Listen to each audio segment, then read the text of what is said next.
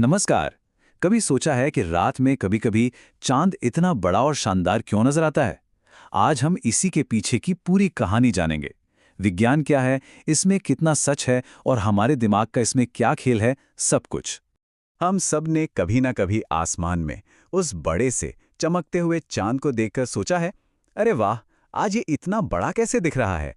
यही वो सवाल है जो हमें एस्ट्रोनॉमी यानी खगोल विज्ञान और हमारे दिमाग की एक बहुत ही दिलचस्प दुनिया में ले जाता है। तो आज हम क्या-क्या जानने वाले हैं? सबसे पहले समझेंगे कि ये सुपरमून होता क्या है। फिर देखेंगे कि ये असल में कितना सुपर है। इसके बाद हम बात करेंगे मून इल्यूजन की, मतलब हमारे दिमाग के एक बहुत बड़े धोखे की। और हाँ, ये भी जानेंगे कि इसका दुनिया पर क्या असर पड़ता है और इसकी एक अच्छी सी फोटो कैसे खींच सकते हैं। सबसे मजेदार बात पता है क्या है?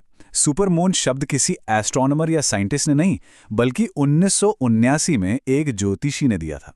लेकिन इसके पीछे जो साइंस है वो बिल्कुल असली है और उसका लेना देना चांद के ऑर्बिट यानी उसकी कक्षा से है। अच्छा, तो ऐसा सोचिए कि चांद हमारी पृथ्वी के चारों ओर एक परफेक्ट गोल चक्कर नहीं लगाता, बल्कि एक अंडाकार यानी ओवल रास्ते पर घूमता है। इसका मतलब ये हुआ कि घूमते घूमते वो कभी हमारे थोड़ा पास आ जाता है। बस इसी सबसे करीबी पॉइंट को पेरिजी कहते हैं। और इसी तरह जब चांद अपने रास्ते पर हमसे सबसे ज्यादा दूर होता है तो उस पॉइंट को अपोजी कहते हैं। और अगर इस दौरान पूर्णिमा हो तो उसे कहते हैं माइक्रोमून, जो हमारे सुपरमून का कह सकते हैं थोड़ा छोटा और कमजोर भाई है। तो फिर सुपरमून की रेसिपी क्या है? बहुत सिंपल। एक तो पूर्णिमा होनी चाहिए यानी फुल मून, और दूसरा चांद को अपनी कक्षा में पृथ्वी के सबसे करीब होना चाहिए यानी पेरिजी पर। जब ये दोनों चीजें एक साथ होती हैं, बूम, हमें सुपरमून देखने को मिलता है। सब टाइमिंग का खेल है। लेकिन सवाल ये है कि क्या ये सच में इतना सुपर है जितना इसका नाम लगता है? क्या ये वाकई इतना बड़ा और इतना ज्यादा चमकीला होता है? चलिए अब जरा प्रचार को साइड में रखते हैं और देखते हैं कि असली आंकड़े क्या कहते हैं। यहां देखिए, एक तरफ है माइक्रोमून और दूसरी तरफ सुपरमून। फर्क तो साफ नजर आ रहा है ना? सुपरमून यकीनन थोड़ा बड़ा दिखता है। अगर नंबरों की बात करें तो एक सुपरमून एक माइक्रोमून के मुकाबले करीब 14% बड़ा और 30% तक ज्यादा चमकीला दिख सकता है। हाँ, ये फर्क ध्यान देने लायक तो है, पर शायद उतना बड़ा नहीं जितनी किसी को उम्मीद हो। मशहूर एस्ट्रोफिजिसिस्ट नील डिग्रास टाइसन ने इसे बहुत अच्छे से समझाया है। वो कहते हैं कि सुपरमून को सुपर कहना ऐसा ही है जैसे 15 इंच वाले पिज्जा के सामने 16 इंच वाले पिज्जे को सुपर पिज्जा कह दिया जाए। हाँ, थोड़ा बेहतर है, पर ऐसा भी नहीं कि जिंदगी बदल जाए। और अब कहानी का सबसे दिलचस्प हिस्सा आता है, क्योंकि जब कोई क्षितिज पर यानी होराइजन पर उस बड़े से चांद को देखता है तो सबसे बड़ा जादू आसमान में नहीं बल्कि हमारे अपने दिमाग में हो रहा होता है। इसे मून इल्यूजन कहते हैं, एक बहुत पुराना रहस्य। फोटोग्राफ्स और हर तरह के माप ये साबित करते हैं कि चांद का साइज बदलता नहीं है, चाहे वो नीचे होराइजन पर हो या ठीक हमारे सिर के ऊपर। लेकिन हमारी आंखों को तो कुछ और ही कहानी दिखती है ना?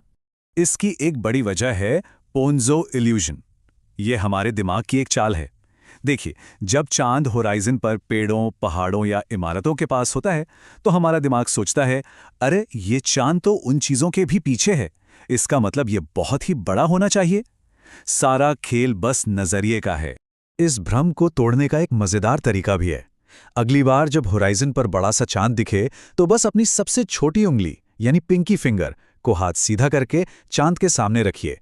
हैरानी होगी कि वो उंगली पूरे चांद को ढक लेगी, चाहे चांद कहीं भी हो। जरूर ट्राई कीजिएगा।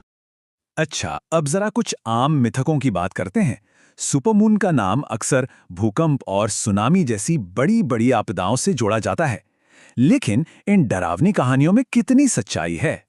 सबसे बड़ी चिंताओं में से एक है सुपर टाइड्स यानी बहुत ऊंची समुद्री लहरें।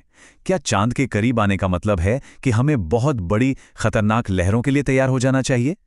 तो NOAA जैसी एक्सपर्ट संस्थाओं के मुताबिक इसका जवाब है बिल्कुल नहीं। सुपरमून के दौरान समुद्र की लहरों में जो इजाफा होता है वो सिर्फ कुछ इंच का होता है, मतलब कोई घबराने वाली बात नहीं है। और भूकंप का क्या? कुछ लोग कनेक्शन बनाने की कोशिश करते हैं, लेकिन वैज्ञानिकों को आज तक सुपरमून और बड़े भूकंपों के बीच कोई भी पक्का लिंक नहीं मिला है। ये ज्यादातर सिर्फ एक इत्तेफाक होता है। चलिए अब जब हमने विज्ञान और मिथक दोनों को समझ लिया है तो कुछ मजेदार करते हैं। उस खूबसूरत सुपरमून की एक शानदार फोटो कैसे ली जाए? एक बेहतरीन शॉट के लिए टेलीफोटो लेंस वाला कैमरा जरूरी है। सबसे सही समय होता है मूनराइज का, जब चांद निकल रहा हो। तब आप सामने कुछ बिल्डिंग्स या पेड़ों को भी फ्रेम में ले सकते हैं, जिससे साइज का अंदाजा लगे। और हाँ, एक बात याद रखिएगा, मून इल्यूजन की वजह से आंखों को वो जितना बड़ा दिखता है, कैमरे में उतना नहीं दिखेगा, तो निराश मत होइएगा। तो कुल मिलाकर सुपरमून एक साधारण सी खगोलीय घटना है जिसे हमारा अपना दिमाग अपनी ताकत से एक शानदार नज़ारे में बदल देता है।